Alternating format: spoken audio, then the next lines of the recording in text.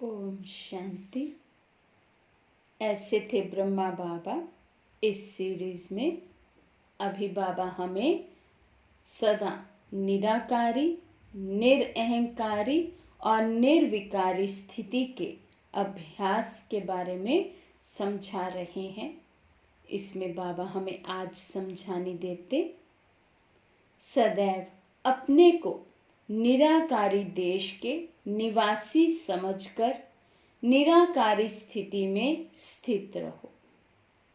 क्या समझना है? सदैव अपने को निराकारी देश का, मैं परम धाम निवासी हूँ, चमकती हुई मणि हूँ, मैं आत्मा हूँ।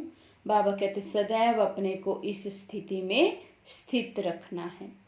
साकार में रहते हुए अपने को निराकारी समझकर चलो।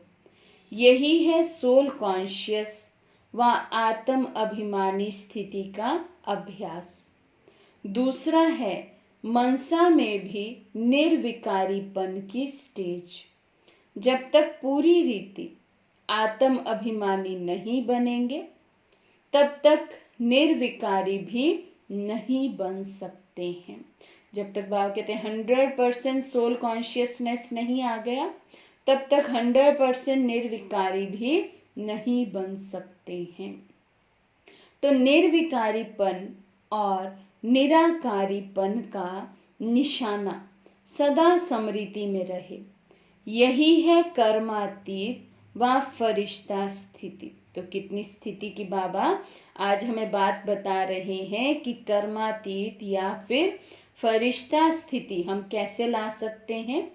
जितना जितना निराकारीपन हम में आएगा उतने हम आत्माएं निर्विकारी बनेंगी, और जितना निर्विकारीपन हम में आएगा उतना ही हम कर्मातीत और फरिश्तापन की स्थिति के नज़दीक पहुंचते जाएंगे।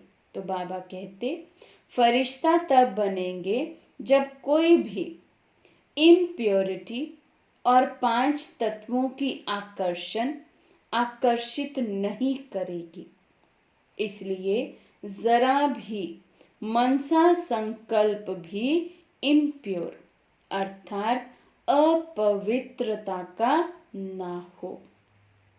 साक्षात्कार मूर्त बन वारिस व प्रजा तैयार करने के लिए निराकारी, निरअहंकारी और निर्विकारी स्थिति में स्थित रहने का पुरुषार्थ करो। बाबा कहते भल वारिस क्वालिटी के बच्चे निकालने हो बाबा के या प्रजा क्वालिटी के, उसके लिए हमारी स्थिति निराकारी, निर्विकारी, निरअहंकारी होनी चाहिए। बाबा कहते जरा भी विकारों का अंश ना हो। तेरा मेरा मान शान ये भी विकार हैं। अब संकल्प से भी विकारों के अंश को समाप्त करो, तब ये तीनों स्टेजेस बन सकेंगी। फिर अपने प्रभाव से जो भी वारिस व प्रजा निकलनी होगी वे फटाफट निकलेगी।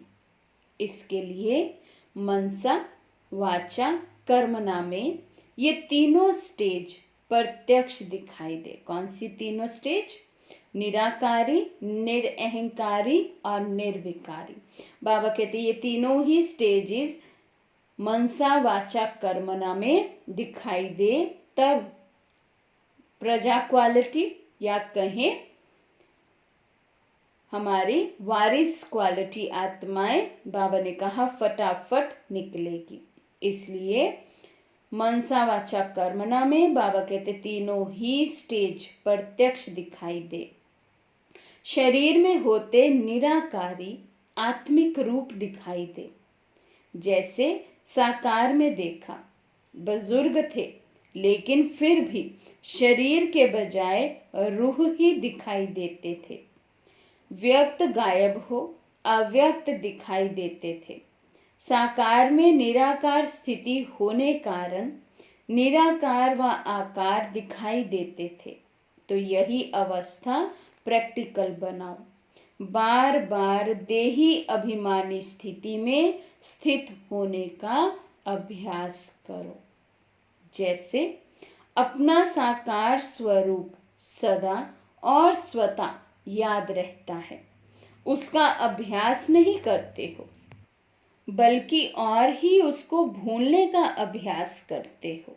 ऐसे ही अपना निजी निराकारी स्वरूप व वरदानी स्वरूप भी सदा स्मृति में रहे। बाबा कहते जैसे ये बॉडी कॉन्शियसनेस नेचुरल लगता है और ही बाबा कहते इसको तो भूलने का अभ्यास कर रहे हैं, ऐसे ही हमारा सोल कॉन्शियसनेस इतना पक्का हो जाए कि वे भी कभी हमें भूले ही नहीं, हम सदा ही इस स्मृति में रहें कि मैं आत्मा हूं।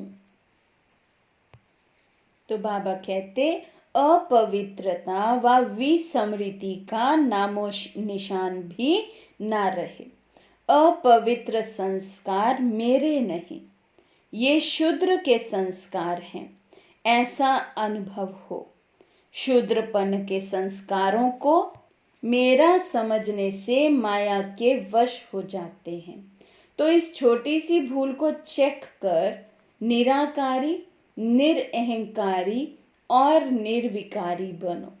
पवित्र भव और योगी भव के पहले पाठ को प्रैक्टिकल में लाओ, तब ही बाप समान बनेंगे। तो आज सारा दिन हम तीनों ही स्थितियों को, तीनों ही स्टेजेस को चेक करते रहें। मनसा वाचा कर्मणा में बाबा कहते तीनों ही स्टेजेस नजर आनी चाहिए, तभी हमारी वारिस क्वालिटी और प्रजा क्वालिटी आत्माएं जल्दी जल्दी निकलेंगी। और बाबा ने कहा अंश मात्र भी अपवित्रता ना रहे, पुराना संस्कार ना रहे, सदैव ये याद रहे मैं आत्मा हूँ। तो इसका बहुत अच्छा अभ्यास आज हम करें। ऐसी कोशिश करें कि ये देह का भान भूल स्वयं को हर समय हम आत्मिक स्थिति में स्थित रख पाएं। अच्छा, ओम शांति।